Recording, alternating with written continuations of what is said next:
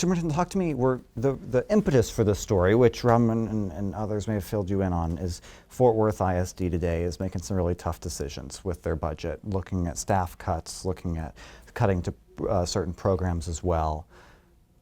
I think that made all of us, especially folks who have been covering it or seeing it from afar, wonder what the situation is with the budget here at Dallas ISD, because I know that it's in a tough spot too. How would you describe the budget right now? Well, I definitely think all of our school districts are in very similar situations financially. I don't need to probably remind everyone, but I'll take an opportunity to do so nonetheless. We've seen huge increases in inflation since 2019, and yet we've received 0 increases to the basic allotment or the student funding that we receive from the state of Texas since 2019. So as you can imagine, Fort Worth, Dallas, Keller, I think a couple of weeks ago, if I'm correct, all of us are having these at a minimum conversations about you can't maintain the same budget when you have increasing costs and yet you have no new revenue stream. So without knowing the details, of course, about what Fort Worth is going through, what I do know is all of us, we've started our budgeting process as well. We're not ready to bring anything to the board yet. A district as large as Dallas really needs to go out to the community, provide some information, a context of where we are, why we are where we are, and then remind everyone that some hard decisions are coming. So we will be looking at the same thing that Fort Worth is. We'll need to look at under-enrolled programs. We'll need to look at redundancies in programs. Now, some positive things that Dallas has, of course, is we've got career institutes. So when I say redundancies, if I already have a health pathway at a career institute that serves, let's say, 5 to 6 of our comprehensive high schools, then I'm not going to keep a health pathway at each of those individual 6 schools for a myriad of reasons, the most being that we want to ensure that we have the most up-to-date equipment so I can equip one career institute as opposed to trying to fund the equipment necessary for 6 comprehensive high schools in one region, as an example. So one area we're hoping to keep, we want these decisions always. We're a people business, so we have to be very people-centered in our decision making. So as an example, typically Dallas ISD will see somewhere between 1,100 or 1,200 retirements or resignations in the summer. We then hire for those positions. In this instance, we won't be needing to hire 1,100 people. We'll be reassigning folks from current roles to fill those roles. An example, we have about 600 campus-based ESSER-funded positions. Those dollars are no longer going to be there. So without even talking about our current budget, just the fact that those dollars are going away, we'll need to move those folks into some of the vacant positions that will be coming up. So the good news is that the vast majority of our team members will be able to stay employed in Dallas ISD. The chances are that in some instances, they may not be at the same location where they currently are. But we do our very best to work with individuals to make sure we can find the best fit possible. So what I'm hearing you saying is that as you're looking at the budget, which I know community meetings don't start till the 24th, 25th, something like that. Yes. As you're looking at the budget, you're saying, well, we already know there are programs that are redundant that we're going to have to find a way to merge together. And staff, as part of those programs and as part of the other programs, that are going to have to find other places to be within the system. Would you look at layoffs as well? Yeah, I don't see us. The Board of Trustees for Dallas ISD has always been extremely fiscally responsible. So we have been making cuts. We made cuts last year. So we knew that these challenges were very possible. We saw the direction the legislature was going. And so we've been making these decisions a little bit at a time so that hopefully the decisions aren't painful. They may be uncomfortable, but I'm hoping to avoid pain. So we have been making cuts in advance. Other things that we've done in advance is we take vacant positions, for instance, that maybe we've had throughout this year. I get together with the team. We did so last month, and I say, of these vacant positions, They've been vacant how long? 6 months? So if we've managed to go 6 months without that position, where have those responsibilities been? Well, we've easily either put them in a different job description, et cetera. Maybe there were redundancies. The point I'm making is we just didn't fill those vacancies. It's much easier to eliminate a position where no person exists than to actually have to go tell someone that we're going to do a layoff. Now, I don't want to say there aren't any layoffs at all, because there could be some programs if I'm a very specifically certified individual and that one program isn't going to continue, then that person, if they don't have any other certifications, may have to be looking at employment somewhere else.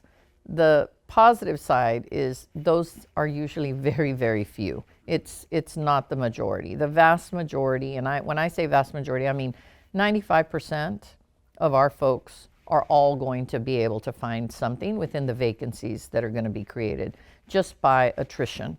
And that is some of the benefit of a district our size.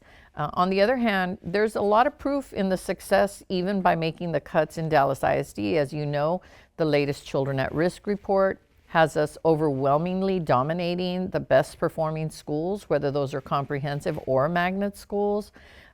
We've also seen we are at a 10-year high of teacher retention in Dallas ISD. So what does that say to me? It says our teachers and our principals and our communities are doing a great job of creating an environment and where people want to stay.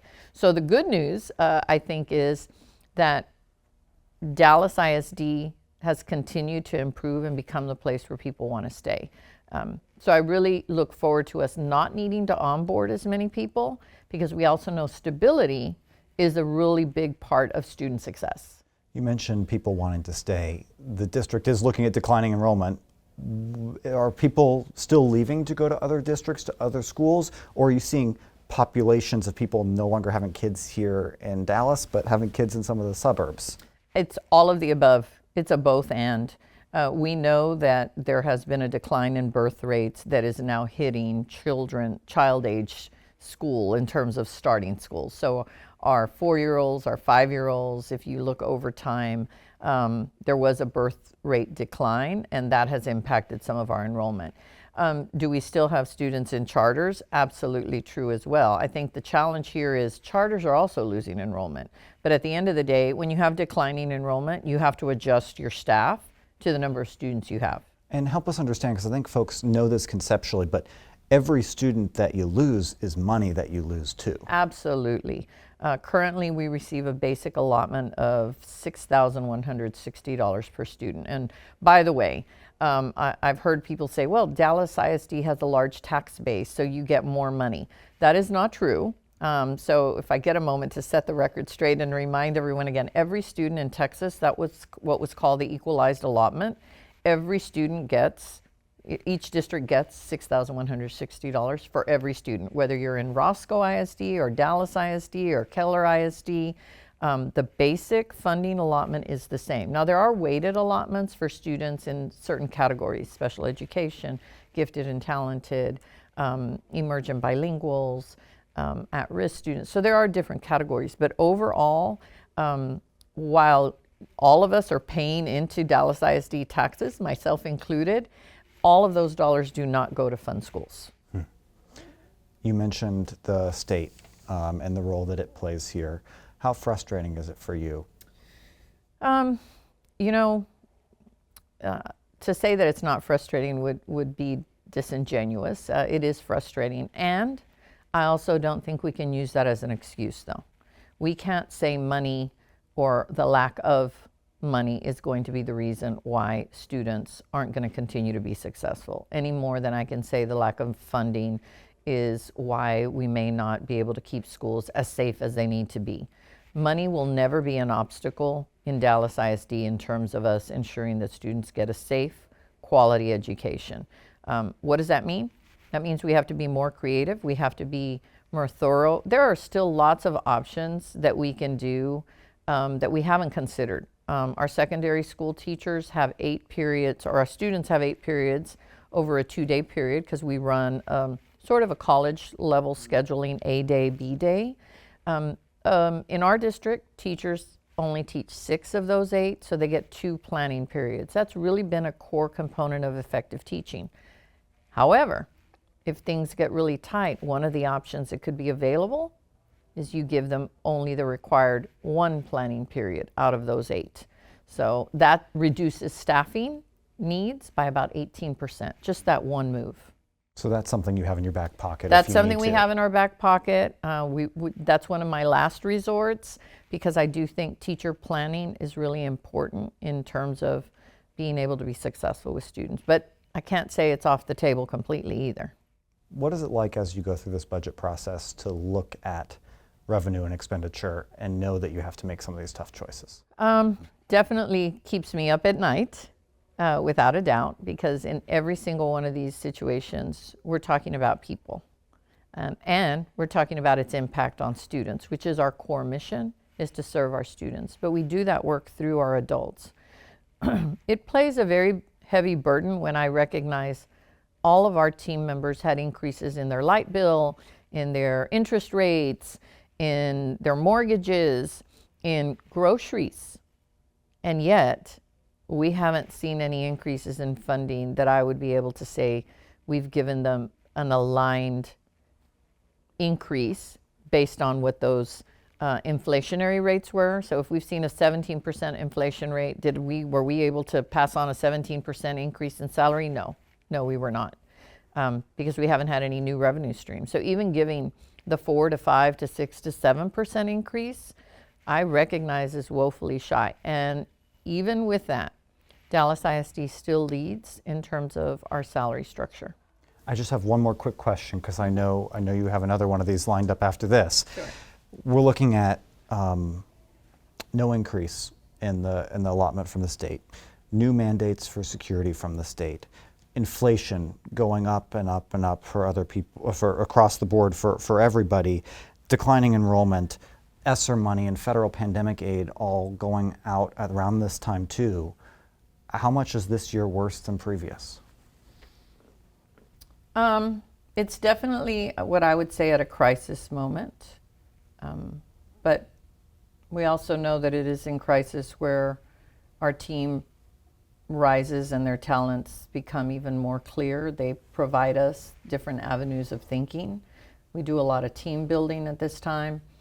So my job is always to make sure that I don't see only obstacles, that I see opportunities. And it usually is pretty easy to be creative and successful when you have no constraints, when you have no parameters, when they say, there is no limit to the budget. Truly, our educators and our leaders are doing amazing work with these huge constraints. So if they can show up every day and give our students their best work, then I think the superintendent needs to follow suit. And if anything, they truly are the leaders in our organization, because every day, I was just at a campus this morning, every day I see our teachers giving their best. I see our principals and assistant principals supporting the teachers giving their best. And I am very, very humble and honored to be able to serve alongside them.